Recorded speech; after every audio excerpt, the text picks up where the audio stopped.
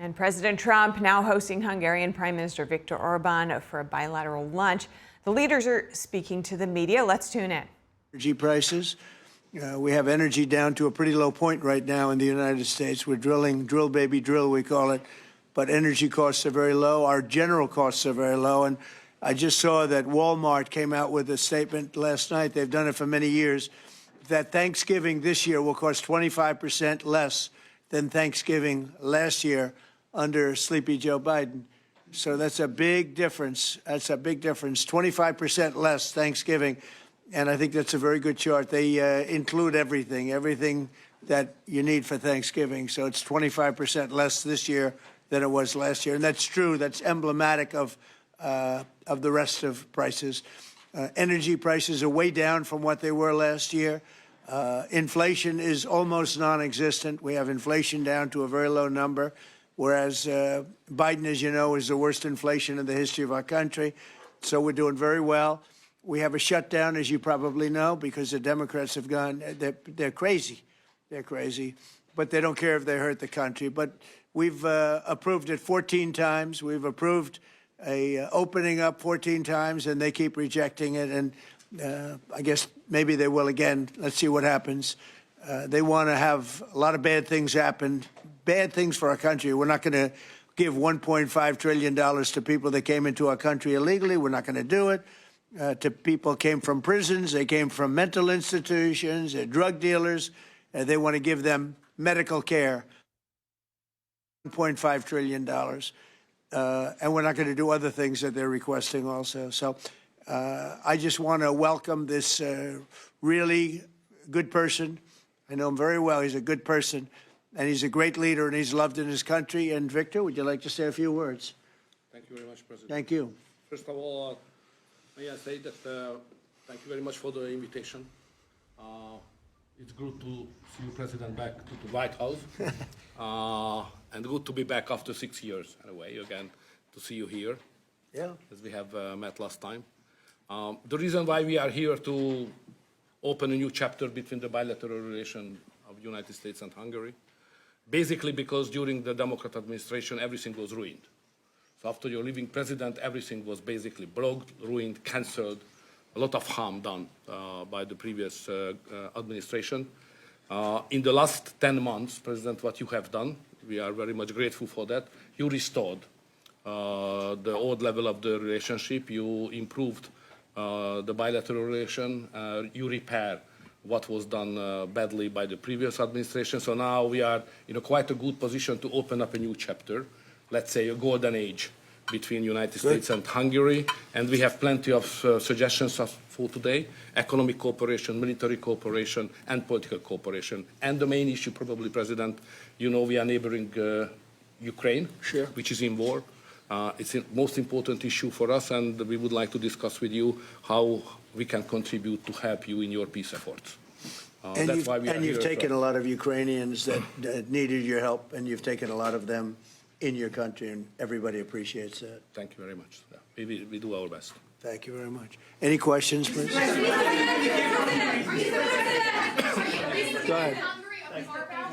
Thank you, Mr. President. Mr. Orban has requested an exemption as it relates to oil that is coming from Russia. Is that something that you are prepared to do? And may I ask Mr. Orban a question in regards to that very issue? Sure. We're looking at it because it's very difficult for him to get the oil and gas from other areas. As you know, they don't have the advantage of having sea. It's a great country. It's a big country, but they don't have sea. They don't have the ports. And so they have a difficult problem. There's another country that has that same problem, by the way. But when you look at what's happened with Europe, many of those countries, they don't have those problems, and they buy a lot of oil and gas from Russia. And as they know, I'm very disturbed by that because we're helping them, and they're going and buying oil and gas from Russia. So that question could be really asked maybe more accurately if you talked about many European countries, not Hungary necessarily, because Hungary is in a different position. But many European countries are buying oil and gas from Russia, and they have been for years. And I say, what's that all about, right? Thank you. Thank you, Mr. Orban. So that will be one of the issues for Yeah. today, to explain clearly what would be the consequences for the Hungarian people and for the Hungarian economy not to get oil and gas from Russia, because we are supplied by pipelines. Pipeline is not an ideological or political issue, it's a physical reality, because we don't have port, exactly as the President explained to you. So we will negotiate on that point. It's vital for us anyway. Mr. Orban, there are two pipelines, as I understand it. There's a pipeline from Ukraine and there's a pipeline from Croatia. And my understanding is that the pipeline from Croatia can provide all of Hungary's energy needs. As a result, why would you need an exemption if that's the case? Okay. So when we discuss that issue, you should separate the gas and the oil. On the gas issue, which is very important for us, 90% of the Hungarian households based on heating system based on gas. So we have only one pipeline delivering gas to Hungary, which is the main pipeline, the Turkish one. What we got from Croatia is a very small volume supplementary gas pipeline. Okay, that's gas. Oil is another issue. So oil is coming from the Druzhba pipeline, which is the main supply, and that is a Croatian one, which is the secondary and supplementary pipeline. We would like to convince the Croatian government to enlarge it and make it possible to deliver more. Under these circumstances, it cannot be the main pipeline. It's just supplementary. But later on, with some big investments, it could serve better the interest of Hungary. Yes, please, go ahead. President, thank you.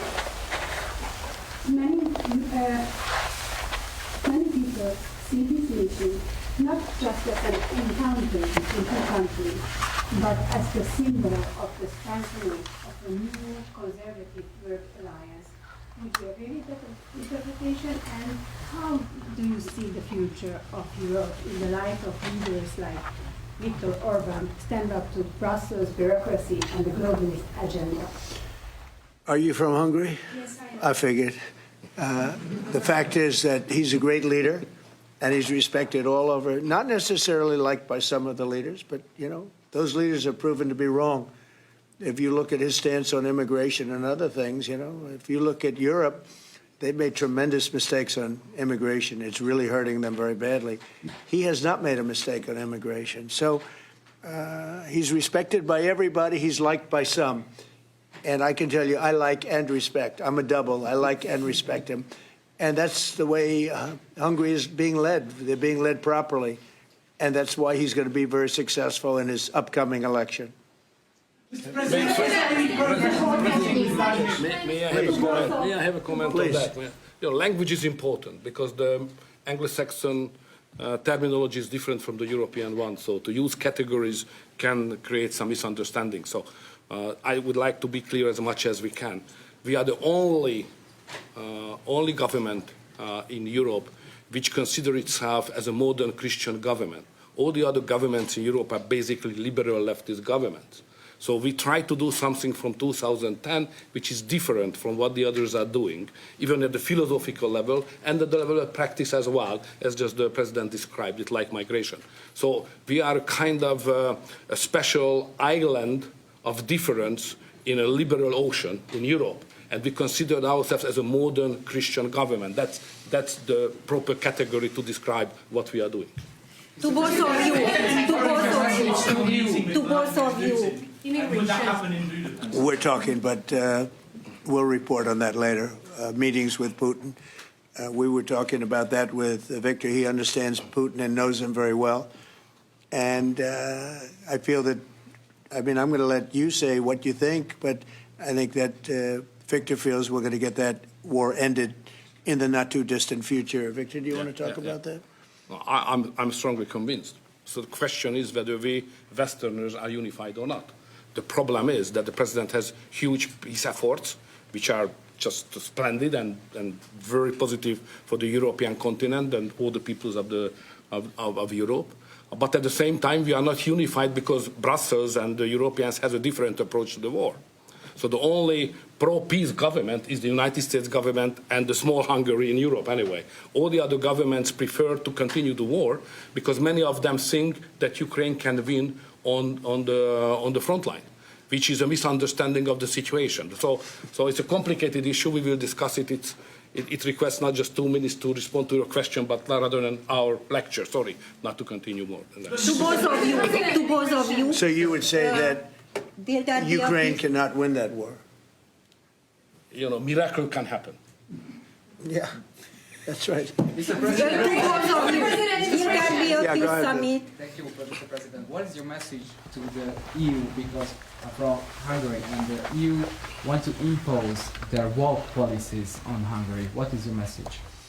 Well, I think they should respect Hungary and respect this leader very, very strongly, because he's been right on immigration. Look what's happened to Europe with the immigration. They have people flooding Europe all over the place, and it's hurting it. It's the crime rates are way up. A lot of bad things are happening. His crime rates are very low. They're the same as they always were, which is very little crime, because he's kept it the way it should be.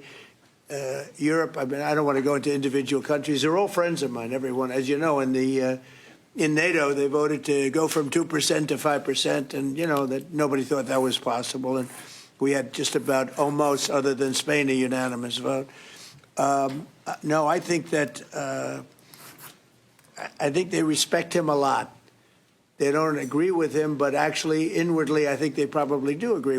He was right on immigration. They were wrong. They are flooding Europe with people from all over the world, and Europe is becoming a different place. And I tell the leaders all the time, you better stop or you're not going to have Europe anymore. It's a very dangerous thing they're doing. May I have a reflection on that? So on migration issue, just for clarification, in Hungary, the number of illegal migration is like that, zero, because we have a crystal clear system. If somebody would like to come to Hungary, first he should ask for that. If you give the permission, they can step in. Nobody can step on the territory of Hungary without having a permission from the Hungarian authorities. This is the regulation, simple while working. What is the consequence of that? We are under sanctions, financial sanctions of European Union, because we don't let the illegal migrations to come to Hungary and to the European Union as well. So we have to pay, just to inform you, we have to pay every day €1 million as a punishment to the Brazilian budget, because we stopped the migrants. This is the absurd world we are living now in Europe. To both of you. Go ahead, please. Will, Yes, Thank go you ahead. so much. Thank you. I'd like to ask what do you think, what do you believe after this meeting? Can you have maybe, or the European Union will have another opinion about, just because of this penalty, another opinion about Hungary because of the immigration and because of this kind of politics, which is not that strictly as the European Union directs. What do you believe? Yeah, where are you from? I'm from Hungary. Okay. I do have that conversation with them, and I respect and like them. You know, they're all friends of mine. I think pretty much every single leader in Europe is a friend of mine. We get along really well. They've done everything I've asked them to do with NATO, et cetera. The only thing they continue to do is buy oil from Russia. That's not too good. But I told them they should respect this man. They can also learn from Viktor. Viktor has had a very hard stance on, more than anything else, immigration or even illegal immigration. He literally has accepted no one over the years. Think of how much greater these countries would be if they didn't have the tremendous crime that has come in with the immigration. People just flowing into Europe. They've got to stop it. And not only stop it, they have to reverse it. They have to get them out. We've done that here. We have 0 people coming in now. The borders are closed. We take people, but we take them legally. But we've done it very strongly, and we're moving hundreds of thousands, millions of people out. We had, of the 20 million people, 25 million, nobody knows even what the number is. They never knew. Biden had no idea.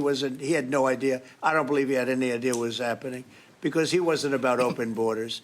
But we had open borders, and we had millions of people come in, and they were coming in from jails. They were coming in from mental institutions. They were coming in as drug dealers. We had 11,888 murderers. Half of them committed more than one murder. We're getting them all out. We're getting them out. He doesn't have that problem, but Europe does have that problem. Other parts of Europe have that problem.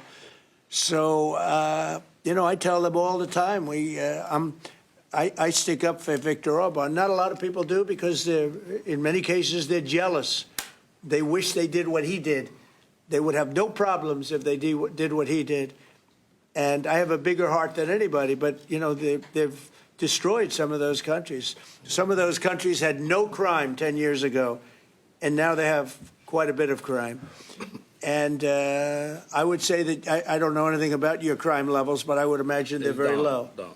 Huh? Very Not down. too high, right? No, it's very down. One of the best in Europe. I had a feeling.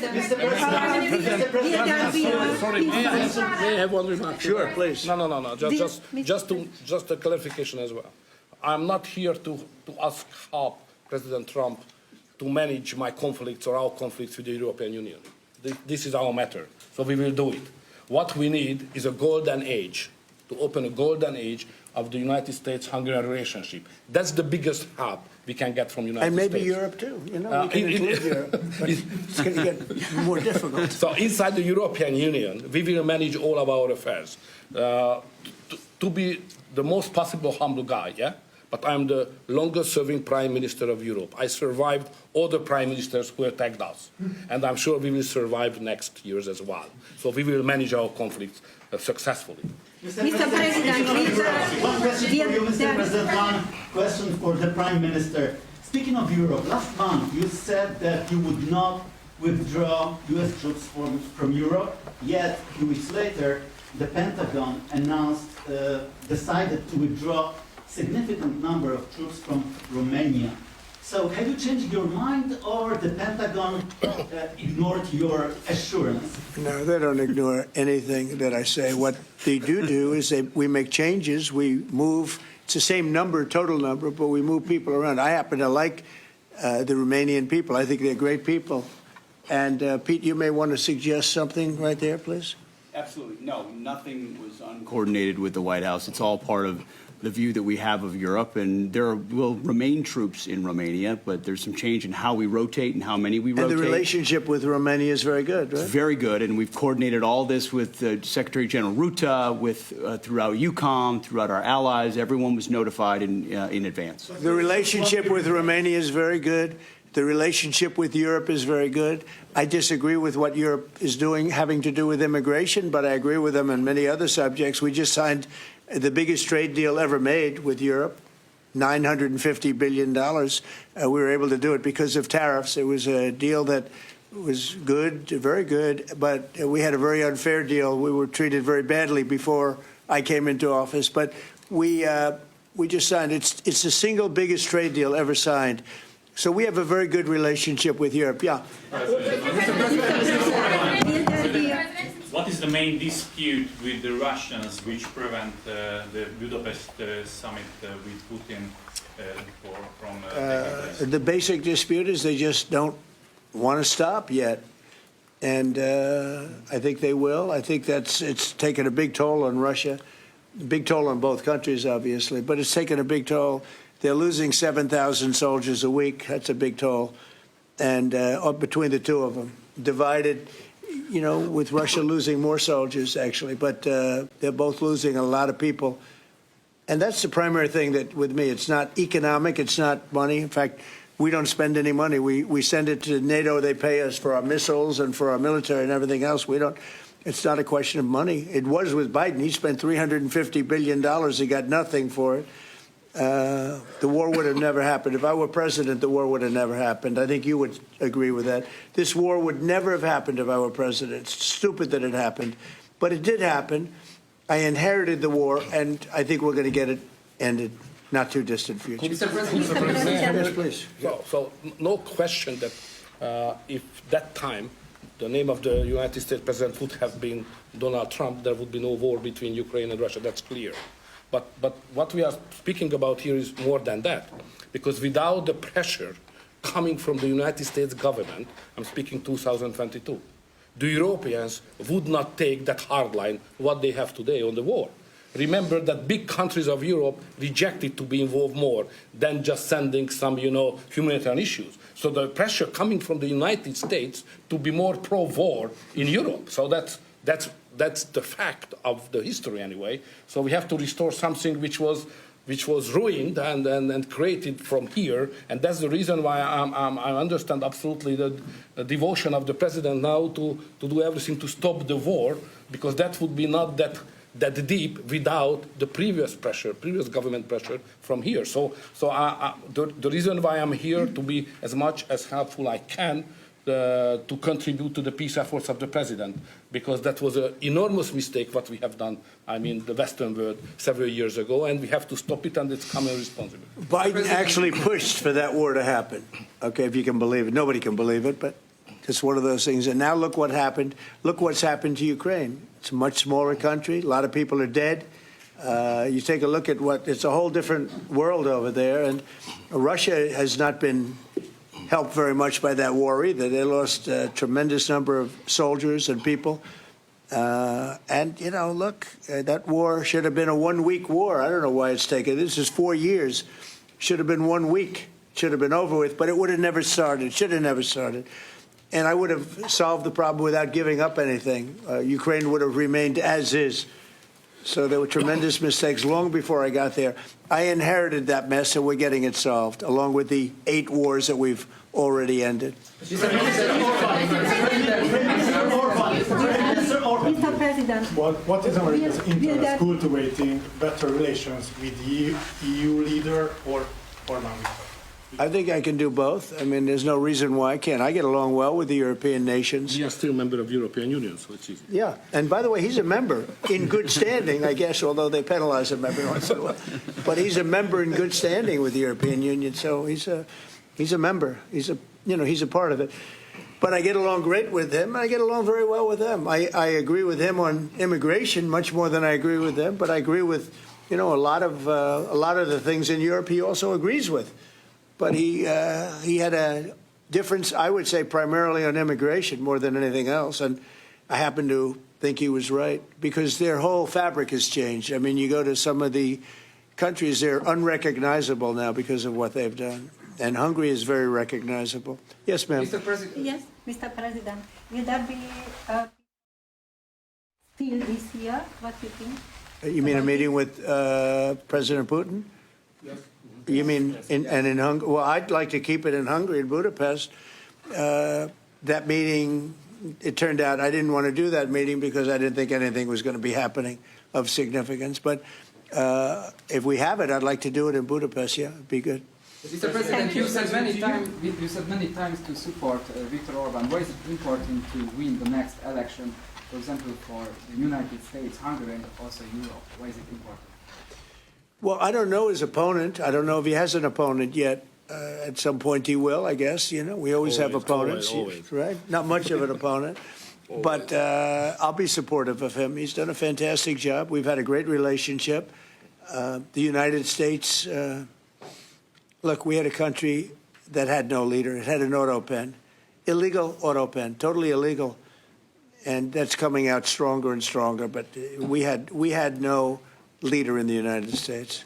I mean, Hungary, as an example, had no relationship with the United States, even though we do, billions of dollars in trade with Hungary. Yeah. Hungary's a big country economically. We do, billions of dollars in trade with Hungary. Why would they give that up? And they gave up so much else. Look, they gave up everything. This country was poorly run. I think if I didn't win the election, we might not have a country, if you want to know the truth, not a recognizable country. But our relationship was immediately good as soon as I won the election, because Viktor's one of the people that's highly respected, and we had a great relationship with Hungary. We do again. That was an easy one. Yeah. Do you and Prime Minister Orban agree on ways to put pressure on President Putin to come to the negotiating table to end the war in Ukraine? I think we agree that the war is going to end. Sometimes people have to fight it out a little bit longer, but I think we agree that the war is going to end in the not-too-distant future. Do you want to talk about that, Viktor? I have some ideas, and I will present it to the president. How to stop it. Mr. Prime Minister. Mr. President, since you brought up the Walmart Thanksgiving meal, and it is cheaper, but it also contains less. As affordability. Well, I haven't heard that. You're telling me. Who are you with? Who are you with? I'm with NBC News, sir. Fake news. NBC. You're fake news. What a NBC's gone down the tubes along with most of the rest of them. If I may ask, why do you think there's such a disconnect between the economy that you're describing day to day and the way many Americans say are feeling and they're concerned about? Well, they feel better about our country right now, other than the shutdown, obviously, which is caused by the Democrats, could be ended by the Democrats in 2 minutes. They feel much better. We have more jobs. We just set a record on jobs. You do know that. We have more investment in our country than any country in history. We're over $18 trillion as of this moment, and we're going to be maybe at 20 or 21 trillion by the time I finish up my first year. And there's been no country, China, no country in the world that's done anywhere even close to that number. Your friend Biden, as an example, in 4 years was less than $1 trillion. We'll be at 21 trillion in 1 year. So there's no country that was even close to that, and our country was a laughingstock all over the world. We have more jobs, we have more potential than any other country, and frankly, we're the hottest country right now. Victor said to me before, we're the hottest country anywhere in the world. Think of it. We'll have $21 trillion invested. We have auto plants pouring back in. We have AI pouring back in. We're leading China in AI by a lot. We're leading everybody in every category. There's no category that we're in second place. So I just heard this yesterday that Walmart said that the Thanksgiving was 25% more expensive under Biden. That's a big, to me, that's a big number, because Walmart's respected. I mean, Walmart is Walmart, and, you know, they're giving you prices. So that would mean that the whole series of pricing and costs, you know, the groceries and everything else, it was a con job. It was a con job. Affordability, they call it, was a con job by the Democrats. The Democrats are good at a few things: cheating on elections and conning people with facts that aren't true. It was 25%. Walmart just announced it 2 days ago. 25% cheaper this year, will be cheaper to have Thanksgiving than it was a year ago under Sleepy Joe Biden. You say that affordability is a con job, as you put it. Say it. You said affordability was a con job, and you didn't want. You said last night you didn't want to talk about affordability. I talked about it. When did I not want to talk about it? I talk about it all the time. We are much better than Biden and all of them. Now, just so you understand, do you remember that the Biden administration had the highest inflation in 48 years, but most people say ever recorded? Do you remember that? Right? Do you remember it? Did they have the highest inflation in 48 years? Did they? Just answer me the question. You know the answer. The answer is yes. They had the worst inflation in 48 years. We have almost no inflation. We're down now to 2%, and we'll be at maybe 1%. You want to always stay above 1%, actually. You want a little tiny bit of inflation. We're at a perfect number. They were at the highest level in recorded history, okay? And when you talk about affordability, that one fact. Now, let's talk about the second biggest subject after inflation, energy. We're going to be at $2 gasoline. We're going to be approximately $2 very soon. We're a little bit above $2 right now for gasoline. Now, under Biden, it was $4.50. It even hit $5, but it was $4, $3.50. We're going to be at $2 a gallon. So gasoline's much less. Energy costs are less.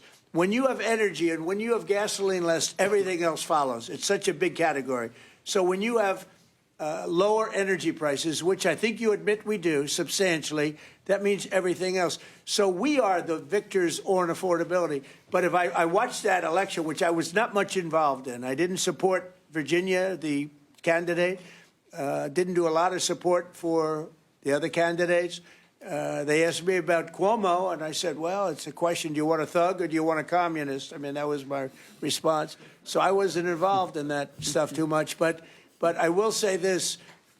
If you look at affordability, which they campaigned on, they lied because they talked about, oh, prices are up. No. Prices are down under the Trump administration, and they're down substantially. Energy prices are down by 30, 35, 40%. Gasoline is way down. And the other big thing is inflation is way down. The biggest thing is inflation. The second biggest thing is energy. Energy is way down. And what's also down? Gasoline. Also, The biggest thing is inflation, and it's way down. We took over a mess, the highest inflation in recorded history. Some people would say 48 years. I'll take either one of them. But I believe it's the highest inflation in recorded history. That alone makes it impossible for them to have done a good job affordability-wise. So one other thing. When I came into office, Victor, 2 days into office, they were screaming at me about the cost of eggs. I was there for 2 days. Eggs had quadrupled. And I said, listen, I just got here. Let me check it out. And they were right. Eggs had gone up by 3-4 times.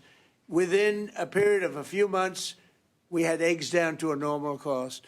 We did a great job on groceries and affordability. The only problem is the fake news. You people don't want to report it. And in fact, I'd like to ask Caroline. Where's Caroline? I'd like to ask Caroline a question. Where is she? Did she? Uh-oh. She deserted us. She deserted me. Our great Caroline superstar deserted me. Anyway, she's right outside. She was going to talk about, because the fake news yesterday, they talked about that. They said, oh, I don't want to talk about affordability. The reason I don't want to talk about affordability is because everybody knows that it's far less expensive under Trump than it was under sleepy Joe Biden. And the prices are way down. Caroline? Yes, sir. Could you discuss that question that was asked, and how it was asked in such a fake, disgusting manner by the fake news? Yeah, and I just saw it asked again here, and it's very unfortunate that the reporters in this room refused to address, sir, what you just said, which is that you inherited the worst inflation crisis in modern American history, and you are fixing it in 10 short months. And your entire administration has been tasked with this effort, from Treasury Department to Agriculture Department to the National Economic Council right here at the White House. They are slashing regulation. He signed the largest middle-class tax cut in 6 months. In 6 months, in record time, putting more money back into the American people's pockets. So affordability is what the American people elected this president to do, and he is doing it, and you guys refuse to cover it, and you refuse to cover that the previous administration created the worst unaffordability crisis in American history. And I've been watching the TV all day saying that he doesn't want to talk about affordability. That's what he's working on every day, and that's what this administration is doing. Right now. But you know why they refuse to cover it? Can I get Because they're fake someone? news. That's why. Go ahead. Can I get her someone? Sure. Caroline, the Prime Minister would like you to work for him in Hungary. Please consider. You know what? That's a very good decision you just made. Please don't leave us, Caroline. Yeah, please. You spoke to Republican senators. They do not seem interested right now in getting rid of the filibuster. That's too bad. They're making a big mistake. That's right. No, but they're coming my way. You're right. Wait a minute. The way to do it for the Republicans is to terminate the filibuster. They call it the nuclear option. This is the second form of nuclear. Very good, very good. This is a good form. This is not a bad form. I would have been in favor of that a long time ago. But you know the Democrats are going to do that. And most of you will admit the Democrats are going to do that. So why aren't we doing it? And I think only a foolish person would be against that, especially when you realize that these are crazed people. These people are absolutely crazed, Trump derangement syndrome, whatever it may be. And I am totally in favor of terminating the filibuster. And we would be back to work within 10 minutes after that vote took place. And lots of other good things would happen. And it doesn't make any sense that a Republican would not want to do that. If they're not going to do that, then it seems like you'd have to make a deal with Democrats to end the shutdown. Here's some of the things that we'd pass if we terminated the filibuster. Voter ID, no mail-in voting, no cash bail, no men and women's sports, no welfare for illegals. You could go on and on. This is 2 pages of things we'd do if you did that. Without it, I don't know that you pass anything, because you can't deal with them. They're really irrational. They really are. But I was happy to see that a tremendous liability to this country, a woman that made herself rich in this country, Nancy Pelosi, has quit, and she'll be out of here pretty soon. And that, I consider that to be a great asset for America, getting her out. Yeah, please go ahead. Are you really going to deal with Democrats? You're not interested in it? I don't know. We'll see what they have. I mean, we'll see. But they're very destructive for the country. NBC, fake news. I'm not taking you. Go ahead. Mr. President, are you worried about it backfiring in the future on Republicans? Should they get rid of the filibuster and then down the road, Democrats Normally I would say, well, a little bit, but the reason that I'm not is because if they ever took over power, they'll do it. Look, Joe Manchin and Sinema are two people that are no longer in politics because of this issue. They were opposed to what the Democrats wanted to do. They wanted to terminate the filibuster. They were opposed to it. They're no longer in politics. They're gone. The Democrats will do this. So if the Democrats are going to do it, I'm saying Republicans should do it before they get a chance. It's very simple. And if we do it, we will never lose the midterms and we will never lose the general election because we will have produced so many different things for our people, for the country, that it would be impossible to lose an election. Are you worried about an AI bubble? No, I love AI. I think it's going to be very helpful. So many things are happening with it. And in addition to which, we're leading China, we're leading the world in AI. We're building massive electric plants that the companies themselves are building for their plant. I've given them the right because we need so much electricity for that. Just the word is electricity, believe it or not. Double the electricity that we currently have in the country for just the AI plants. And I've allowed those companies to rebuild and build electric plants along with their facility. We're getting approvals done in less than a month, sometimes in 2 weeks, for massive, beautiful, massive buildings. And no, I'm totally in favor of it. I think it's really going to be the wave of the future. And we're leading the world. We're leading everybody by a lot.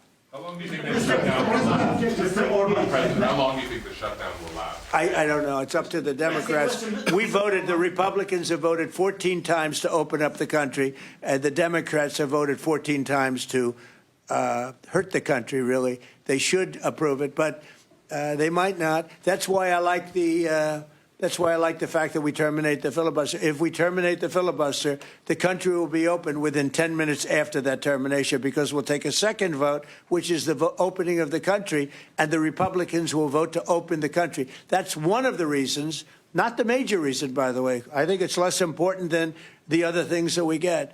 But if we terminate the filibuster, the second vote that we will take will be to open up the country. It'll take 10 minutes, and the country will be open. Is there any room for bipartisanship? Because it seems like that's the main purpose of the filibuster, is to create some sort of compromise. So Well, it didn't work, obviously. So You're right. That was the purpose of the filibuster, bipartisanship, but that didn't work. So are you saying the next 3 years in Washington there shouldn't be? Well, no.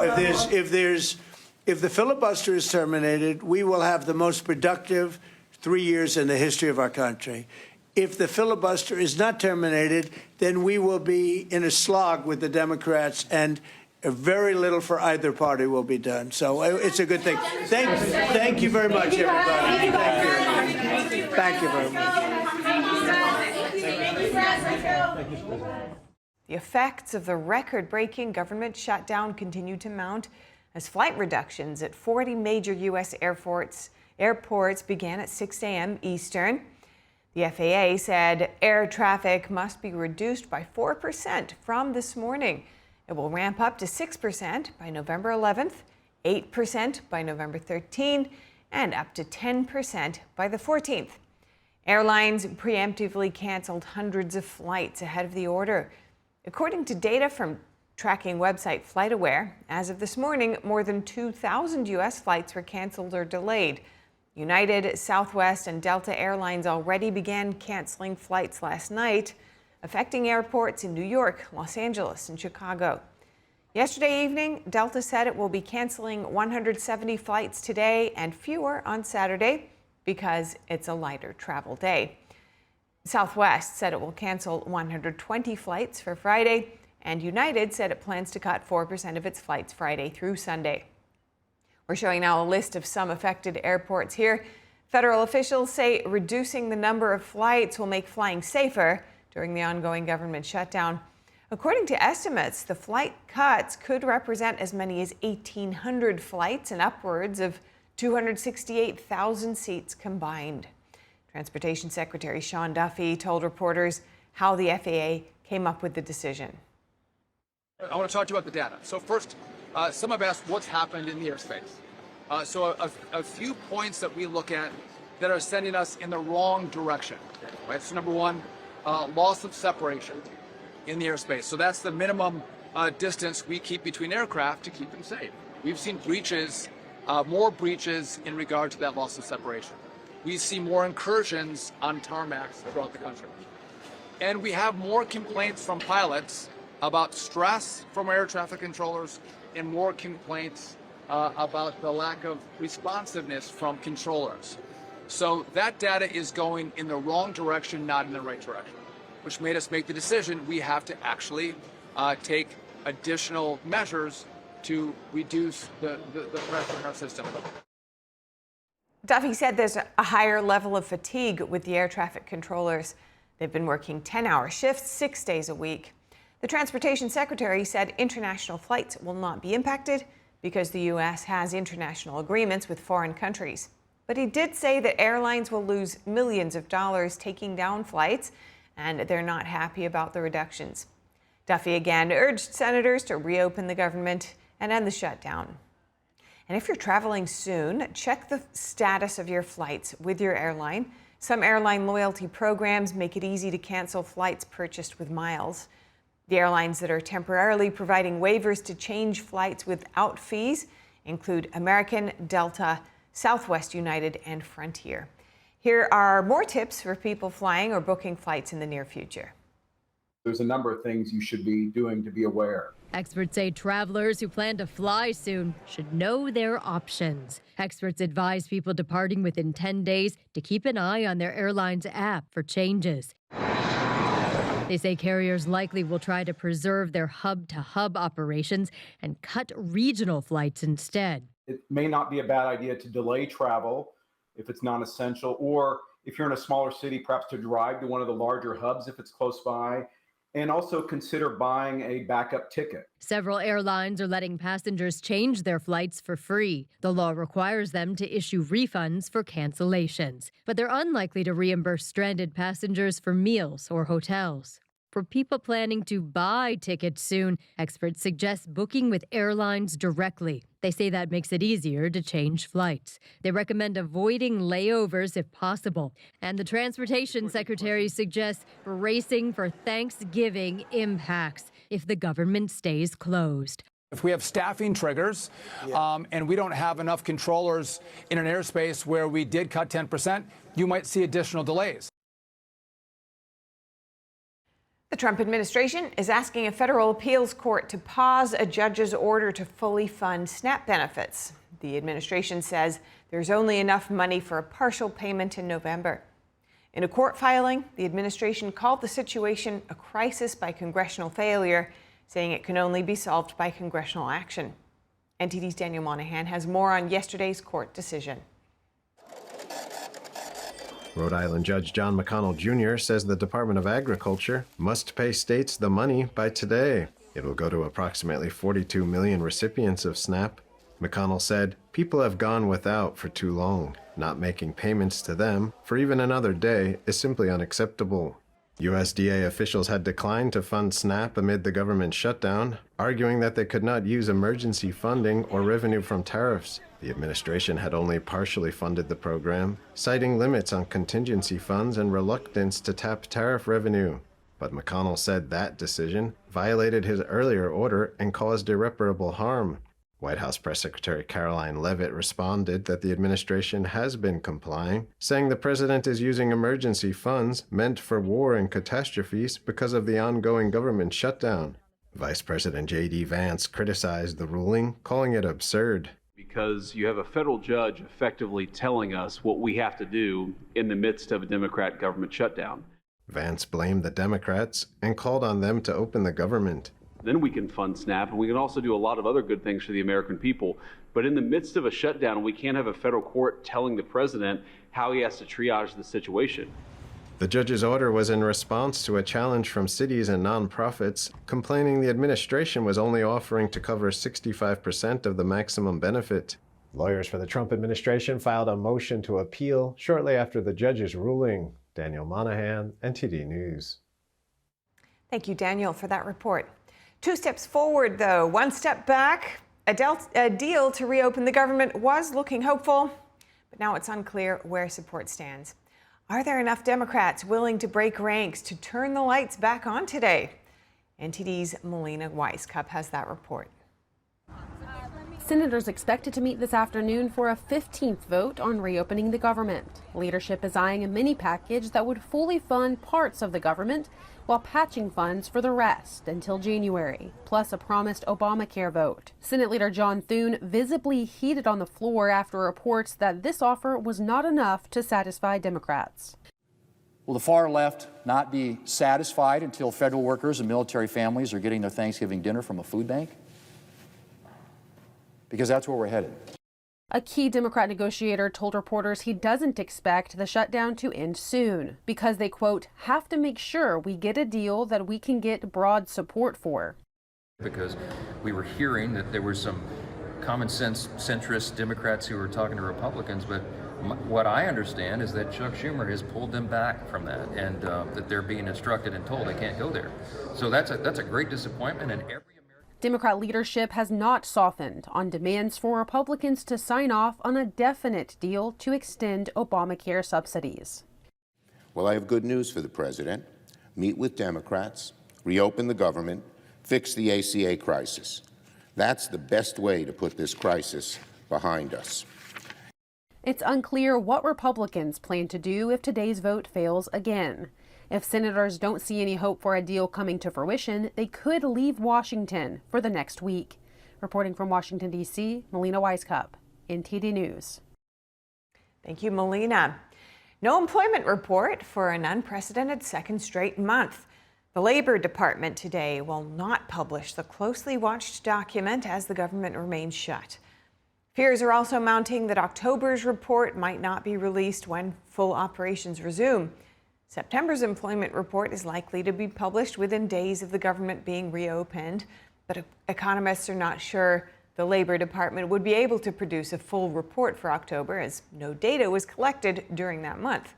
The consumer price report that requires the physical collection of data is also in danger of not being published. And a top economic advisor for President Trump says the government shutdown is worse than expected. Here's Kevin Hassett speaking on Fox Business earlier today. The impact on the economy is far worse than we expected because it's gone on for so long. And so there are now like Goldman estimates that it's over 1% or 1.5% of GDP. I think we were thinking that we're going to have at least 3% growth in the fourth quarter. I think now we're expecting something like half that because of the harm by the Democrats' policy. And so Democrats are pushing for specific health care demands. They want to undo GOP Medicaid cuts and extend Obamacare subsidies. Hassett said the travel and leisure sector is heavily hit by the shutdown. He warned this has ripple effects, such as fewer business deals being made. He said permits are also not being processed and construction projects are starting to slow down. Hassett also pointed out that the shutdown will discourage people from taking government jobs and harm efficient government operation in the long run. But he said he expects the U.S. economy to bounce back quickly once the federal government reopens. And Republican Congresswoman Elise Stefanik has officially launched her campaign for New York governor. Stefanik takes aim at a Democratic incumbent, Kathy Hochul, over what she calls an affordability crisis in the state. Kathy Hochul made New York the most unaffordable state in the nation, crushing families with sky-high taxes, unaffordable rent, soaring energy costs, and record-high grocery bills. And cozied up to a defund the police, tax-hiking, anti-Semitic communist. Stefanik, a close ally of President Trump, does not mention him in her announcement, but vows to make New York affordable and safe again. First elected in 2014, Stefanik has climbed GOP leadership ranks and built a national profile as a staunch Trump defender. She's the first major Republican to enter the 2026 race, setting up a high-stakes challenge to Governor Hochul, who's seeking a second full term. Stefanik's 2023 questioning of university presidents on anti-Semitism on their campuses led to 2 of their resignations.